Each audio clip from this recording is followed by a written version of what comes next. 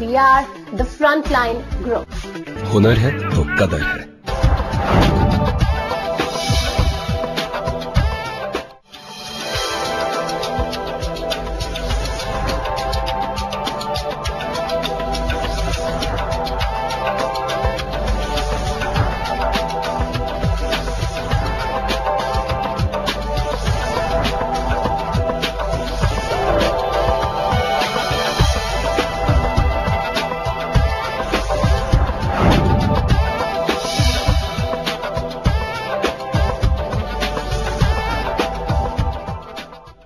नमस्कार दोस्तों, मैं रीना स्वागत करती हूं आपके पसंदीदा कार्यक्रम में जिसका नाम है बातें करियर की। हमारे पास विभिन्न प्रकार के करियर ऑप्शंस मौजूद हैं। सही करियर का चुनाव आपको पहुंचा सकता है बुलंदियों पर। हमारे एक्सपर्ट्स आपको इसी चुनाव में करते हैं मदद और बताते हैं क्या हो सकता है आपके लिए बेहतरीन ऑप्शन।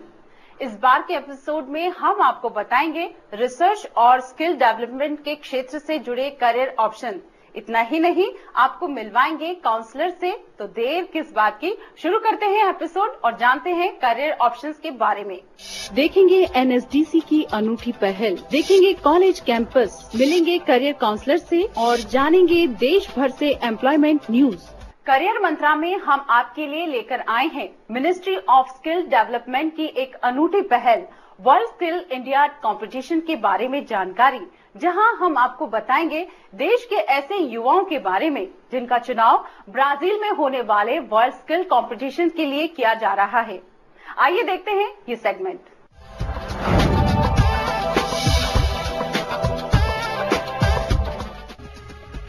ये देश के वो होनहार युवा हैं जिनको पूरे देश से 85 क्षेत्रीय और 27 राष्ट्रीय प्रतिस्पर्धा के बाद वर्ल्ड स्किल इंडिया के फाइनल राउंड के लिए चुना गया है।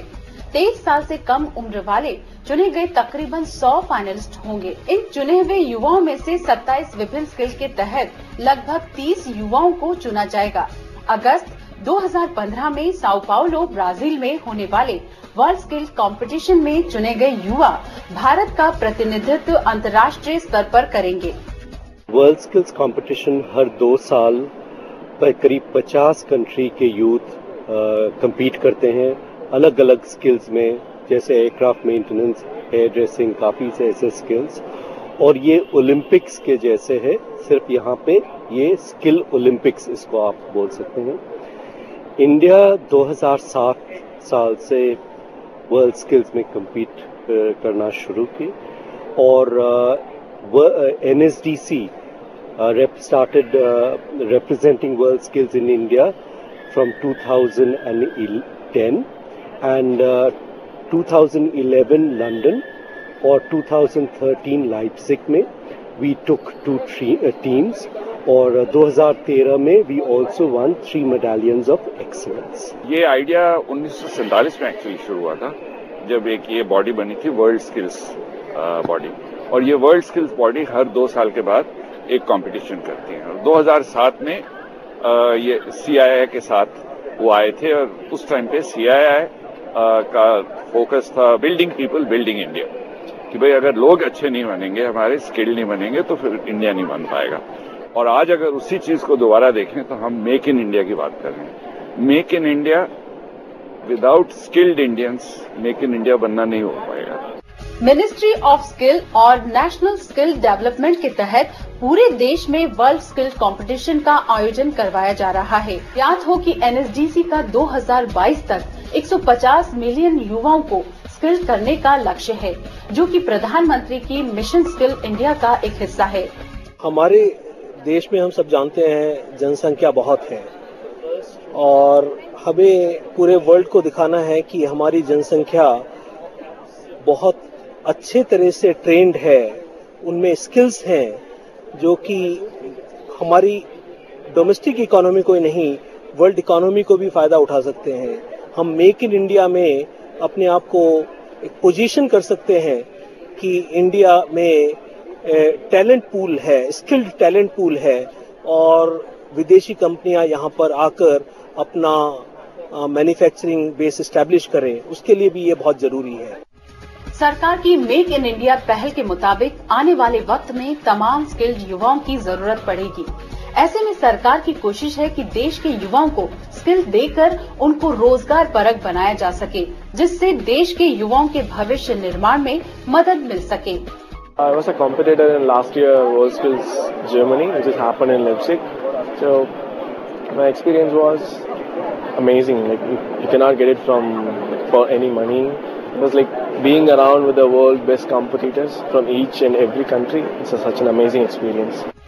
देश के तमाम हिस्सों से आए इन युवाओं ने राष्ट्रीय स्तर तक आने के लिए खासा मेहनत की है और उन्हें पूरी उम्मीद है अगस्त 2015 में हो रहे वर्ल्ड स्किल्स कंपटीशन में भारत का नाम रोशन करेंगे। हालांकि फाइनल सिलेक्शन तक पहुंचने के लिए जजेस भी इनसे कड़ी मेहनत करवा रहे हैं।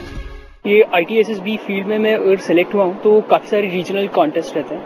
काफी सारे रीजनल कॉन्टेस्ट को क्लियर करने के बाद यहाँ तक काफी सारे लेवल्स रहते हैं। एक लेवल रहता है, पहले रहता है स्टेट लेवल, फिर रहता है रीजनल, फिर रहता है नेशनल लेवल, और फिर नेशनल्स में क्लियर करने के बाद हम लोग यहाँ तक पहुँचे हैं। कहते हैं अगर आप में मेहनत करने का सच्चा जज्बा है तो कड़ी मेहनत और सच्ची लगन से सफलता पाई जा सकती है। जानकारों का विश्वास है कि देश के कोने कोने से आए युवाओं को सफलता जरूर मिलेगी। इस बार कैंपस न्यूज में हम आपको लिए चलेंगे NIT दुर्गापुर के कॉलेज कैंपस में। वहां आप देख पाएंगे कॉन्वोकेशन सेरेमनी में सम्मानित हुए छात्र छात्राओं को।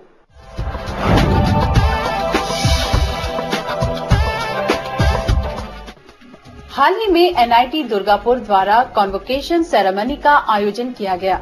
आयोजन के दौरान कॉलेज में पढ़ाई पूरी करने वाले छात्र छात्राओं को डिग्री से सम्मानित किया गया। इतना ही नहीं, अच्छा प्रदर्शन करने वाले स्टूडेंट्स को मेडल से सम्मानित भी किया गया।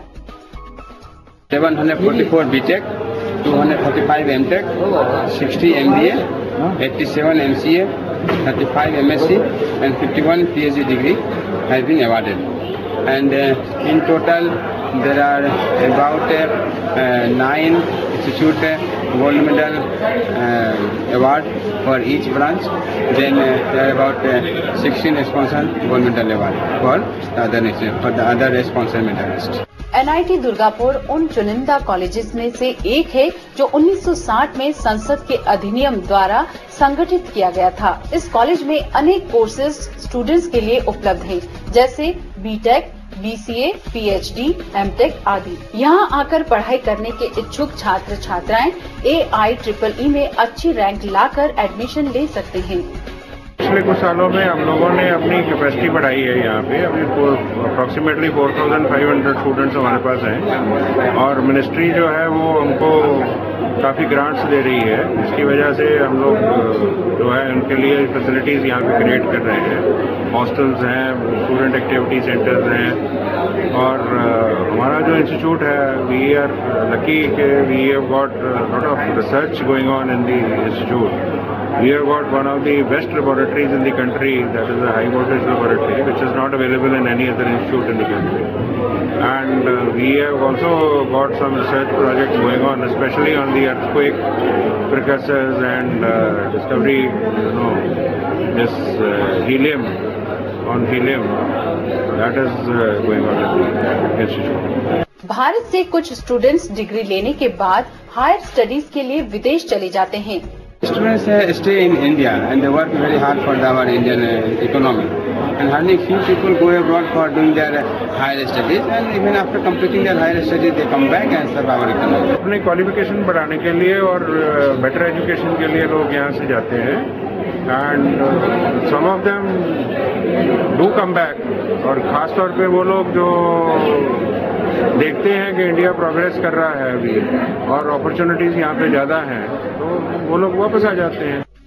एक रिपोर्ट के मुताबिक विदेशों में अध्ययन करने के लिए जा रहे भारतीय छात्रों की संख्या 53,266 से बढ़कर 1,79,629 हो गई है। इतना ही नहीं, उनमें से कुछ स्टूडेंट्स बाहरी कंपनीज में जॉब ज्वाइन कर लेते हैं और वहीं सेटल हो जाते हैं। करियर ऑप्शंस और भी हैं, जानेंगे लेकिन एक छोटे से ब्रेक के बाद।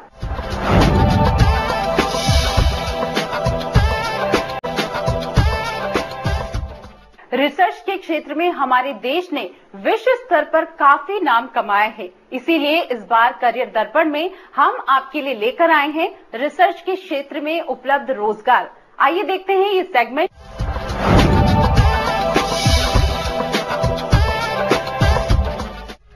भारत को नए एजुकेशन हब की तरह देखा जा रहा है। विदेश से स्टूडेंट यहां पढ़ने आ रहे हैं और सफल करियर बना रहे हैं, लेकिन फिर भी देश की ग्लोबल रिसर्च आउटपुट में हिस्सेदारी कम है।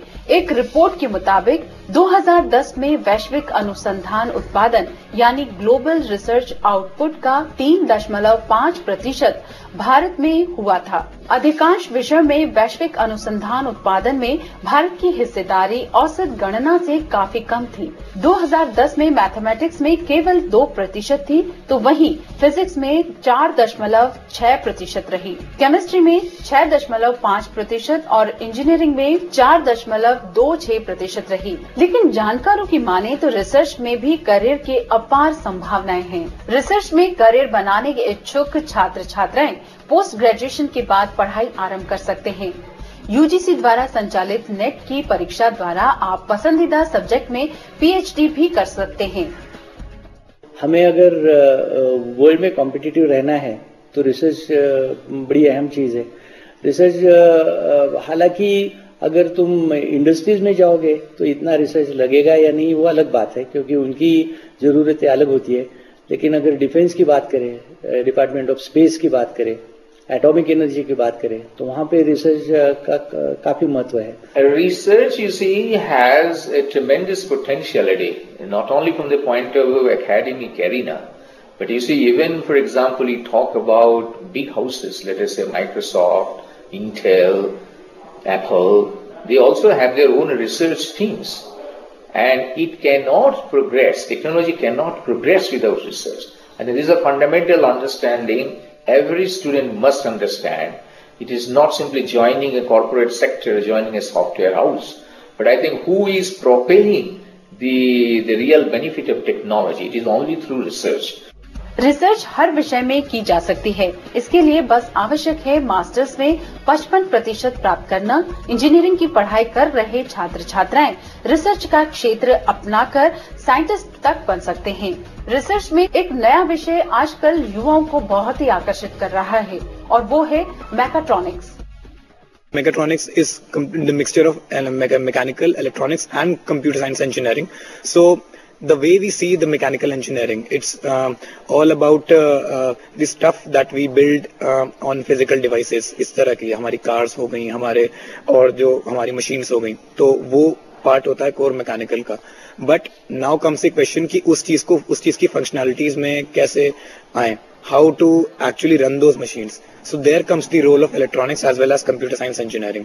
तो जब इन सब चीजों का एक साथ हम मिक्स बनाते हैं, that creating a machine and also figuring it out कि वो चलेगी कैसे and in the long run वो ऑप्टिमम परफॉर्मेंस कैसे देगी। So that comes under the combined branch of mechatronics.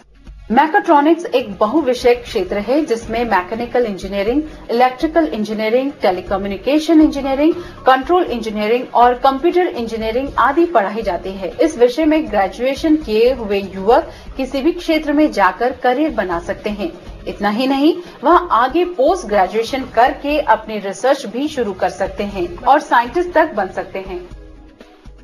Subjects उनको ऑफर किए जाते हैं जो कि डिसिप्लिन स्पेसिफिक हैं और उसमें जैसे कि मैकेनिक्स ऑफ सॉलिड्स के बारे में पढ़ा जाता है, thermodynamics and heat transfer and fluid mechanics, ये कुछ ही सब्जेक्ट्स हैं। इनके अलावा भी और काफी सारे सब्जेक्ट्स इनको पढ़ाए जाते हैं 8 सेमेस्टर्स में। In order to be eligible to research, one must have a postgraduate degree.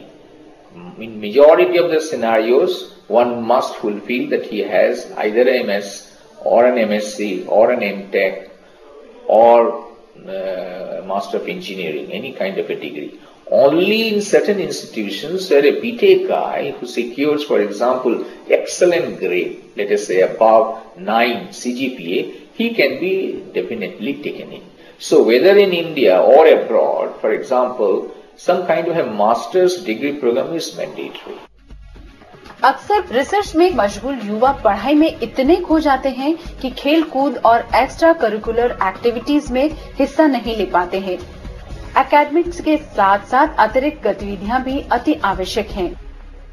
पढ़ाई के अलावा बाकी जो एबिलिटी है उसकी, चाहे वो इंटरपर्सनल कम्युनिकेशन है, चाहे जिस माहौल में वो रहता है, कैसा उसके आसपास का सेटअप है, ये सब चीजें बहुत मैटर करती हैं। एक्स्ट्रा करिकुलर एक्टिविटीज किसी भी इंसान की पर्सनालिटी डेवलप करने के लिए बहुत ज्यादा इम्पोर्टेंट है।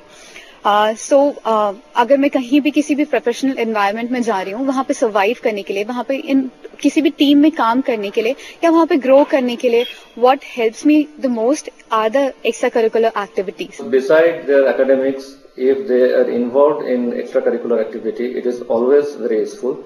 And here students are very much involved because they organize so many events throughout the year. Research में करियर बनाने के इच्छुक छात्र ग्रेजुएशन के बाद पोस्ट ग्रेजुएशन की डिग्री प्राप्त करके नेट या गेट के लिए तैयारी कर सकते हैं। इस बार करियर काउंसलर में हमारे एक्सपर्ट आपको बताएंगे यूपीएससी द्वारा संचालित पर्सनल इंटरव्यू के बारे में। ये टिप्स आपको मदद करेगी इंटरव्यू की तैयारी करने में। आइए देखते हैं ये सेगमेंट।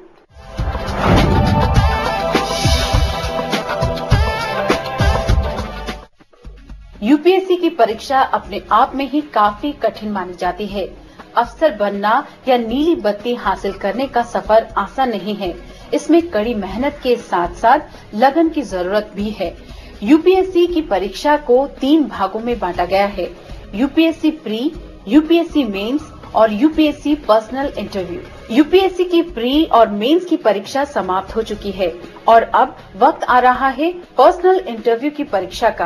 पर्सनल इंटरव्यू में मेंस की चयनित छात्र छात्राएं पैनल के सामने 1-to-1 इंटरव्यू के लिए अपीयर होते हैं, जिसमें सफल होने के बाद आप भारतीय प्रशासनिक सेवा में जा सकते हैं।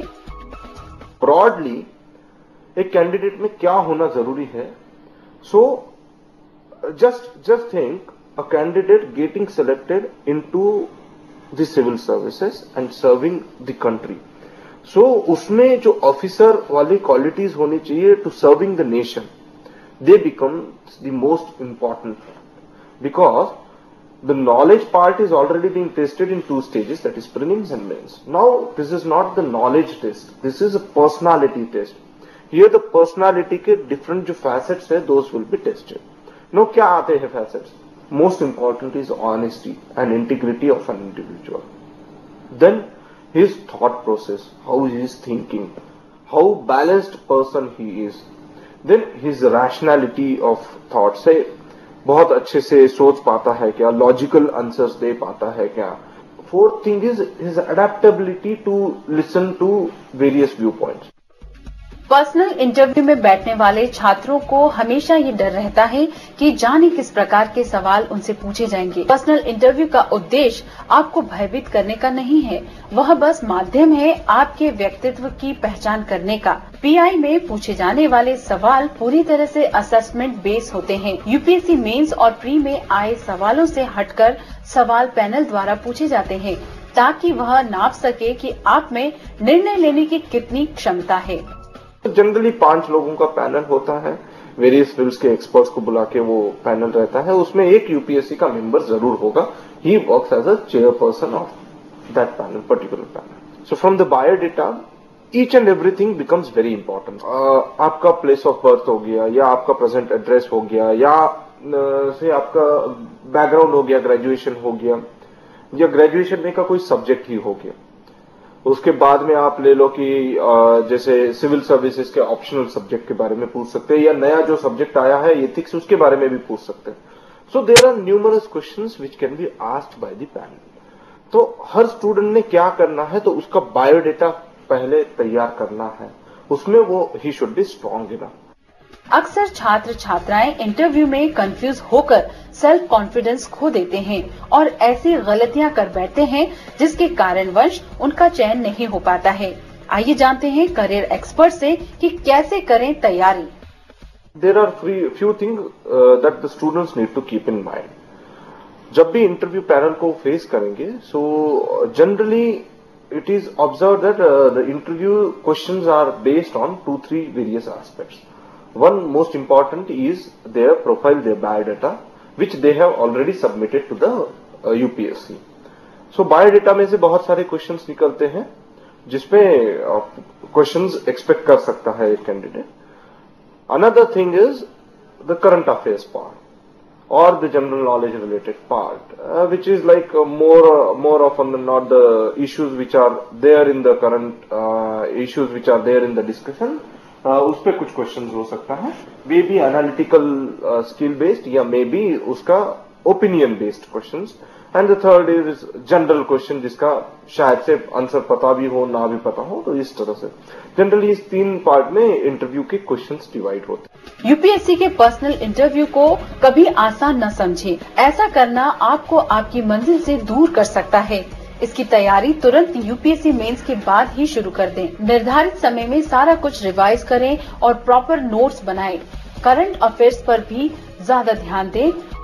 Current affairs become the very important and crucial aspect of the interview stage.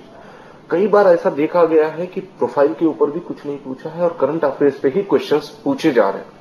अब करंट अफेयर्स मतलब क्या है? से आप इलेक्शन रिजल्ट से ही ले लो, से गवर्नमेंट का बजटरी एक्सपेक्टेशन से ले लो, मे बी इंटरनेशनल इश्यूज ले लो, मे बी बराक ओबामा का विजिट ले लो. So there are numerous current affairs issues. इसके ऊपर स्टूडेंट्स ने क्या करना है? Is he expected to know each and everything? No. What he is expected to know is the basic, why this particular news was in news, what are the issues behind it, what is the basic reason behind this particular news to be in the news. Second thing is, what are the pros and cons?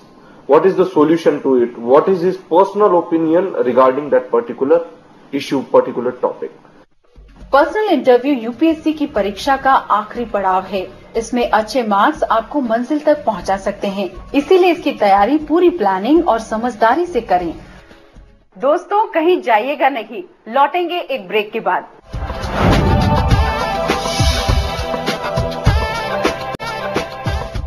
दोस्तों, अब वक्त हो चला है रोजगार समाचारों का. Employment news की मदद से आप जान पाएंगे देश भर में उपलब्ध रोजगार समाचार और साथ ही आपको मिलेगा मौका यहां आवेदन करके नौकरी पाने का. तो आइए देखते हैं एम्प्लॉयमेंट न्यूज.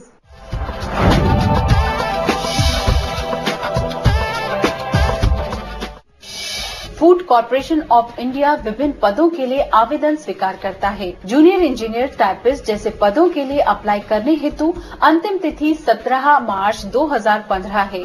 इन पदों के लिए आपके पास पद अनुसार क्वालिफिकेशन होना अनिवार्य है. अधिक जानकारी या ऑनलाइन अप्लाई करने के लिए दी गई वेबसाइट पर जाएं. CISF यानी central industrial security force head constable के रिक्तियों के लिए आवेदन स्वीकार करता है. अगर आप 12वीं पास हैं तो तुरंत अप्लाई करें. इस रिक्ति के लिए अंतिम तिथि 14 मार्च 2015 है. अधिक जानकारी के लिए दी गई वेबसाइट पर जाएं. बैंगलोर इलेक्ट्रिसिटी सप्लाई कंपनी सहायक लाइनमैन वैकेंसी के लिए आवेदन स्वीकार करता है. आवेदक के पास इलेक्ट्रीशियन सर्टिफिकेट होना अनिवार्य है. आवेदन करने के लिए अंतिम तिथि 13 मार्च 2015 है. अधिक जानकारी के लिए वेबसाइट पर जाएं. तमिलनाडु वर्दीधारी सेवाएं भर्ती बोर्ड सब इंस्पेक्टर के पद के लिए आवेदन आमंत्रित करता है. आवेदक का ग्रेजुएट होना आवश्यक है. अधिक जानकारी या ऑनलाइन अप्लाई करने के लिए दी गई वेबसाइट पर 10 मार्च 2015 से पहले जाएं. इंडियन ऑयल कॉर्पोरेशन लिमिटेड यानी IOCL विभिन्न पदों के लिए आवेदन स्वीकार करता है. जूनियर इंजीनियरिंग असिस्टेंट यानी कनिष्ठ सहायक इंजीनियर के पद के लिए आपके पास 3 साल का डिप्लोमा होना अनिवार्य है. आवेदन करने के लिए अंतिम तिथि 16 मार्च 2015 है. अधिक जानकारी या ऑनलाइन अप्लाई करने के लिए दी गई वेबसाइट पर जाएं. दर्शकों, हर हफ्ते आपके ईमेल्स का हमें बेसब्री से रहता है इंतजार, इसलिए हमें ईमेल करते रहिए. हमारा ईमेल आईडी है bckdnews@gmail.com. आप हमें हमारे फेसबुक पेज पर भी फॉलो कर सकते हैं. एपिसोड को दोबारा देखने के लिए आप हमारे YouTube पेज पर भी जाकर सब्सक्राइब कर सकते हैं. दोस्तों, आज के कार्यक्रम में बस इतना ही. अगले हफ्ते नए करियर ऑप्शंस के साथ फिर होगी मुलाकात. तब तक के लिए हमारी पूरी टीम को दीजिए इजाजत. नमस्कार. इस कार्यक्रम के प्रायोजक थे हुनर है तो कदर है। We are the Frontline Group.